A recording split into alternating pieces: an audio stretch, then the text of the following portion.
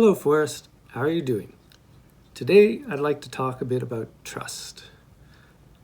There are a number of people who post on the blogs or in comments on videos who don't seem to trust you very much. They say things like there's no treasure, or that you're out to profit in some way from book sales or in some other way related to the treasure hunt. They accuse you of playing favorites by giving information to certain searchers or are afraid that you might do so. They sometimes say that what the information you give out is itself not to be trusted, that what you say is not true, or that you lie, or that you deceive. I don't think these things, of course. What I'd like to do today is to sort through all of this and to try to put all this into a little bit of perspective. Okay, so first of all, what do I believe? At the high level, at the level of the statement or declaration of the treasure hunt, in terms of its organization, in terms of how it was set up, I believe that, I trust in certain things. I trust that there is a treasure. I trust that you don't play favorites with people. And the question as to why I think so, or why the majority of searchers give you that trust, is, I think, because of a sense that your name and your reputation has always been important to you. So when you created the puzzle, when you created the search, this was after you had built up a career for yourself in both the military, where you distinguished yourself, and in a way which in where you took great risks for the people around you, for the people you served with. And afterwards, as a gallery owner, you built up a reputation for yourself in a tough market where without a good name, without a good reputation, your business would not have survived, presumably. Even in that setting, in the art gallery business, you went your own way to do things like setting up policies in your gallery about allowing people to touch the objects, trusting them in certain ways, trusting them to be able to write a check for their purchases, emphasizing the personal relationship with the client and a sense of integrity as to how you would deal with them. This comes across not just from the interviews that you've made, but from the memoir that you produced yourself, especially as regards the second half. It's very clear that you are a person who takes a lot of pride in what you've achieved, and for whom your name means so much that you would not associate it with a large deception, such as no treasure existing, or playing favorites with searchers, or having other people have information that others may not have. This, I think, is consistent with the impression that I got from reading just the poem, in that it's important to you, I think, that no other person, not even members of your family, not even members of your trusted circle of friends should have any information whatsoever about the solution, where the treasure is located. I don't think that when you chose not to share this information with other people, you could say on the surface, well, Forrest is a person who doesn't trust his family or his friends much. I don't think it's that's the issue.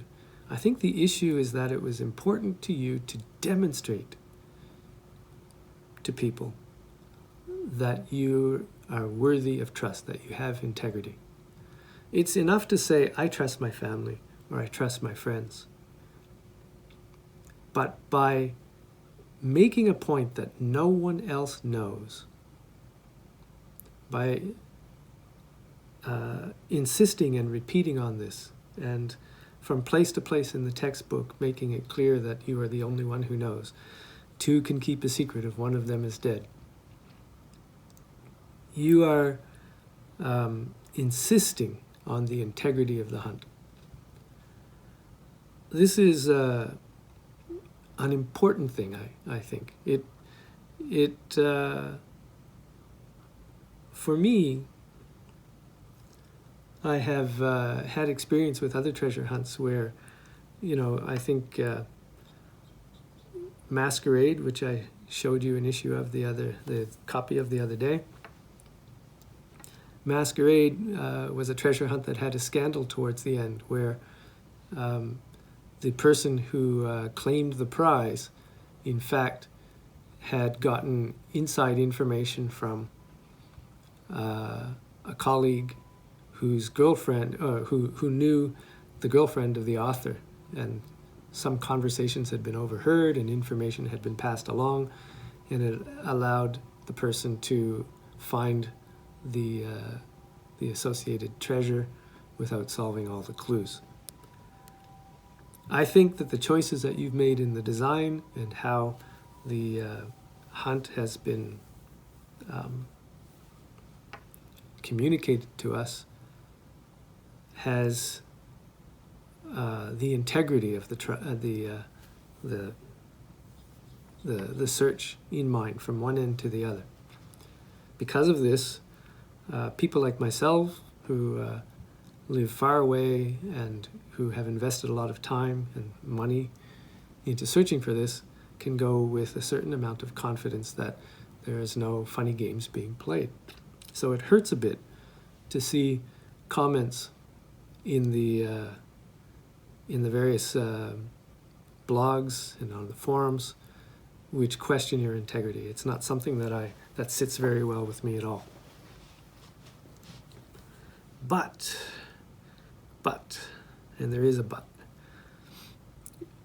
on the other hand, you yourself say in your text that, or give an indication that not everything you say in your book is true. So on page 14, for instance, in important literature, you say, besides, non-fiction writers don't have to be right, but 85% of the time, and everyone knows that. Or on page 7, when you talk about what your friend Eric Sloan had said about his birth date, later in Who's Who, he said his birth date was 1910 instead of 1905, and hoped his friends would forgive him that foolish prank. And then you yourself say, or write, I wish I could be clever like that. So you endorse this view. I think some people are confusing the game with personal integrity. It's like when we play a board game, which I like. Within the board game, there's a certain context within which you can use subterfuge, you can hide your intent. It's like playing poker, if you like, when you try to use your body language or whatever, or your sequencings of bids in order to create a false impression. It's part of the game. The game itself has integrity. Within the game, a certain amount of playing around or deception or, well, maybe deception is not quite the right word, misdirection is allowed. I think within the text there's even some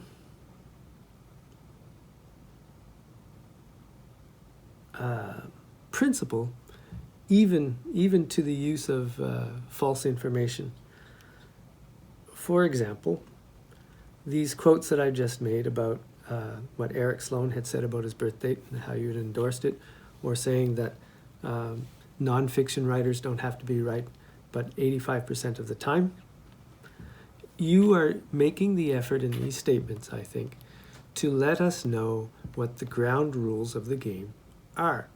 It's even taking this step to help us understand that within the game, some information may not be exactly true or exactly correct, is a sign of integrity, is a sign of principle. This is a game that you set up. It has its rules, or at least its principles. There's nothing in any of your writings, your work, your interviews that indicate that with regards to the overall scheme of things, that there's any concerns that we should have regarding the integrity of the hunt.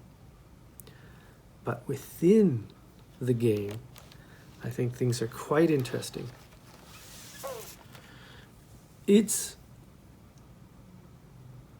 My feeling is that within the hunt itself, as demonstrated in the poem, you are making creative use of multiple interpretations or inaccuracies to convey information. So, when we go through the book and we read something and we can see that something is false. So, for instance, on a recent show with Christy and Mike Calling, on the Calazar's channel, they had, I think it was Copper Dan as a guest, and he was looking at some of the anomalies in your book.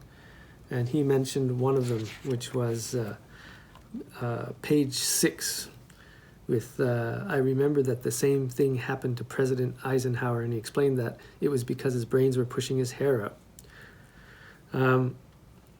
That quote,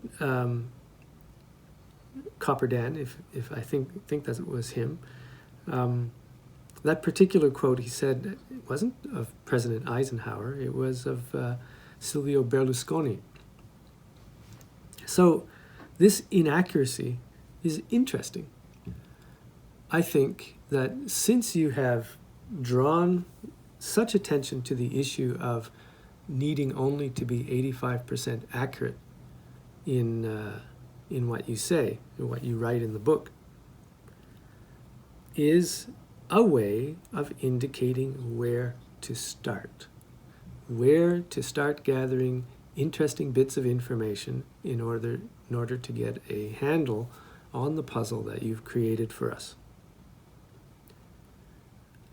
Going through examples of this is too much for this particular video. At some point, I would like to make a video where we systematically go through these things and find these particular anomalies. You refer to anomalies that live out on the edge towards the end of your book, in the chapter Golden Moor, I think that's what it's called.